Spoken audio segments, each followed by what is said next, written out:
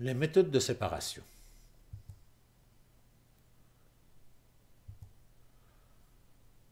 Dans la vidéo sur les différents types de corps, on a vu qu'il y avait des corps purs, composés soit de même type d'atomes, soit des molécules, le même type de molécules, mais avec des atomes différents. Et on a vu aussi qu'il y avait des mélanges qui peuvent être homogènes, par exemple de l'eau et de sucre. On dissout de l'eau dans du sucre et ça nous donne un mélange homogène. On ne peut pas distinguer les éléments après le mélange. Et puis il y avait des mélanges hétérogènes, par exemple de l'eau et de l'huile, dans lesquels, au moins en regardant de très près, on pouvait distinguer les différents éléments du mélange. Les méthodes de séparation concernent donc les mélanges. On ne peut pas séparer les corps purs, vu qu'ils sont composés soit du même type d'atomes, soit les mêmes types de molécules. Et pour les mélanges, on va regarder d'abord les mélanges hétérogènes. Et pour les mélanges hétérogènes, il y a différentes méthodes de séparation. Si on veut séparer ce qu'on a mélangé, il y a trois situations. Soit on a mélangé deux solides. Vous avez mélangé du limaille de fer avec du sable. Soit vous avez mélangé un solide à un liquide. Vous avez mélangé du sable avec de l'eau. Soit vous avez mélangé un liquide avec un liquide, typiquement ce qu'on a vu, de l'huile et de l'eau. Alors, quand vous avez un mélange solide-solide, vous pouvez faire différentes choses. Vous pouvez faire du tamisage. Par exemple, si vous avez des galets mélangés avec du sable, vous passez ça au tamis, les galets vont rester dans votre tamis et le sable va passer à travers. Voilà une méthode assez simple. Pour qu'on puisse tamiser, il faut que les éléments qu'on a mélangés aient des tailles différentes pour pouvoir faire d'une certaine manière, avoir des grilles qui laissent passer un des éléments et garde l'autre. L'aimantation, ça peut servir si vous avez un mélange avec un corps qui est, par exemple, de limaille de fer, avec du sable, avec un aimant, vous pouvez essayer de séparer l'émail de fer du sable. Pour les liquides solides, mélange de solide avec un liquide, vous pouvez utiliser la décantation. Vous mélangez du sable avec de l'eau, vous laissez reposer, le sable va se déposer au fond et l'eau va nager par-dessus. Donc la décantation, c'est aussi une méthode. On peut aussi filtrer. Vous passez votre mélange de sable et de l'eau à travers un filtre, comme un filtre de café, et vous avez le sable qui va rester dans le filtre et l'eau qui va passer à travers. Il y a d'autres méthodes qui peuvent accélérer la séparation, par exemple la centrifugation. Quand on centrifuge un mélange solide-liquide, le solide l'accélération centrifuge va faire que le partie solide va aller au fond du tube et la partie liquide va flotter par-dessus. Et pour les mélanges liquides, on peut aussi faire de la décantation, comme l'huile et l'eau. Si vous laissez reposer un mélange de l'huile et de l'eau, l'huile étant plus léger va flotter sur l'eau qui va être au fond. Et on pourra les séparer. Pour les mélanges homogènes, il y a différentes techniques aussi. Il y en a deux séries. On peut mélanger des liquides avec des solides, ce qu'on appelle une solution. Typiquement du sucre dans de l'eau ou du sel dans de l'eau. Vous brassez, au bout d'un moment, vous avez un mélange homogène, on ne peut plus distinguer, par exemple, le sel et de l'eau. Et là, on a une autre catégorie quand on mélange deux liquides ensemble, par exemple l'alcool et l'eau. Pour les mélanges liquides-solides, il y a une méthode assez simple, sur le principe en tout cas, c'est de faire évaporer le liquide. Vous avez un mélange, une solution de l'eau et du sel, vous chauffez le tout, vous faites évaporer l'eau et il vous restera le sel au fond de votre récipient. Il y a d'autres méthodes plus sophistiquées comme la chromatographie, qu'on ne va pas détailler ici, mais pour vous donner une idée à quoi ça ressemble, si vous avez un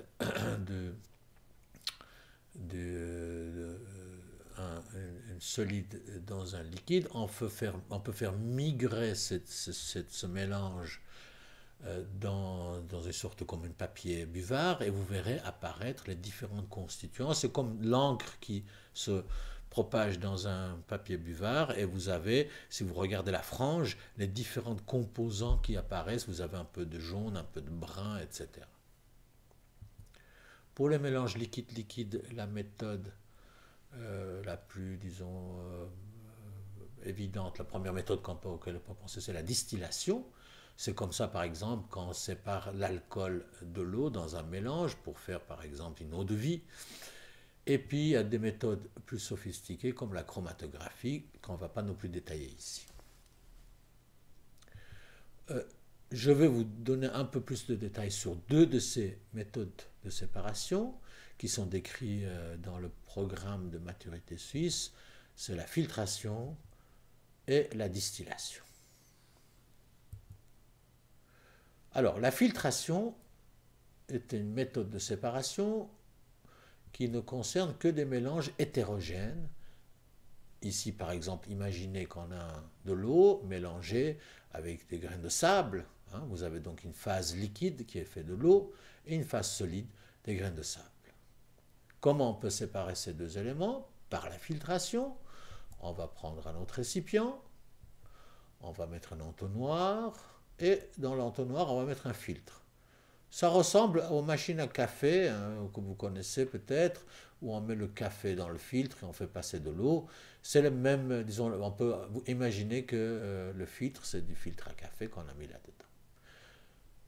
Si on met notre mélange dans ce filtre, qu'est-ce qui se passe? Vous avez l'eau qui va pouvoir passer à travers le filtre, parce que l'émail du filtre, si vous voulez, l'espace entre les différentes composantes du filtre est suffisamment grand pour laisser passer les molécules d'eau. Par contre, il ne va pas laisser passer la phase solide, par exemple, si c'est du sable. Et si on attend suffisamment, on va avoir les séparations de ces deux phases. On aura la phase solide, le sable qui reste dans le filtre, et la phase liquide, l'eau qui sera dans le récipient en pain. Voilà, on a réussi à séparer ces deux éléments et on obtient deux phases séparées. On peut accélérer des processus de ce type, si on veut que les liquides passent à travers le filtre plus rapidement, en branchant une tube d'aspiration sur notre récipient, en créant une vide relatif dans le récipient, on va accélérer le passage de l'eau à travers le filtre. Maintenant, regardons la distillation. La distillation sert à séparer deux liquides qui sont mélangés ensemble. Par exemple, l'eau et l'alcool. Alors, on va regarder le dispositif qui paraît un peu plus compliqué, mais vous verrez sur le principe, c'est assez simple. On a imaginé, on a dans ce récipient de l'eau et de l'alcool. C'est un mélange homogène. On ne pourra pas distinguer l'eau et l'alcool, même en regardant de très près.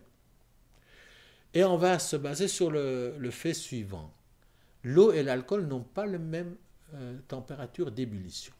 L'alcool bout à une température plus basse, autour de 70 degrés, alors que l'eau bout à une température de 100 degrés. Donc il y a une différence dans la température d'ébullition, et c'est ce principe qu'on va utiliser. On va chauffer ce mélange, et en chauffant ce mélange, on va faire évaporer en premier lieu l'alcool. Il a une température d'ébullition plus basse, donc il va s'évaporer plus rapidement que l'eau. Donc on aura des vapeurs d'alcool qui vont monter dans notre dispositif. On va refroidir ces vapeurs d'alcool par un dispositif qui est plus haut dans notre schéma. Imaginez que simplement autour de ce tube, on fait circuler de l'eau froide. Voilà un dispositif de refroidissement assez simple à imaginer. En refroidissant les vapeurs d'alcool, on va transformer les vapeurs d'alcool en alcool liquide qu'on va récupérer dans le deuxième récipient. Au bout d'un certain temps, on aura donc l'alcool qui se trouverait, l'eau qui se trouve dans notre récipient à gauche et l'alcool dans le récipient à droite. Alors, un petit détail. Quand au début on a chauffé notre système, j'ai dit on aura des vapeurs d'alcool qui vont en premier être présents. Dans la réalité, c'est jamais le cas comme ça. Ça veut dire quand on distille, il y a surtout des vapeurs d'alcool au début, mais il y a aussi des vapeurs d'eau quand même qui vont se produire. Donc Dans le deuxième bocal, on a quand même encore un mélange d'alcool et de l'eau. Ce n'est pas une méthode de séparation absolue. Souvent, on prend ce mélange et on redistille pour avoir une concentration de plus en plus grande d'alcool. Mais on n'arrivera jamais réellement dans la pratique à séparer totalement l'eau de l'alcool. Donc voilà, si vous regardez sur ce schéma, on a vu donc la méthode de séparation de la filtration qui ne peut être appliquée qu'à des mélanges hétérogènes solides-liquides, du sable dans de l'eau. On a vu aussi la distillation qui, lui, ne peut s'appliquer qu'à des mélanges homogènes, liquide-liquide, comme de l'alcool dans de l'eau.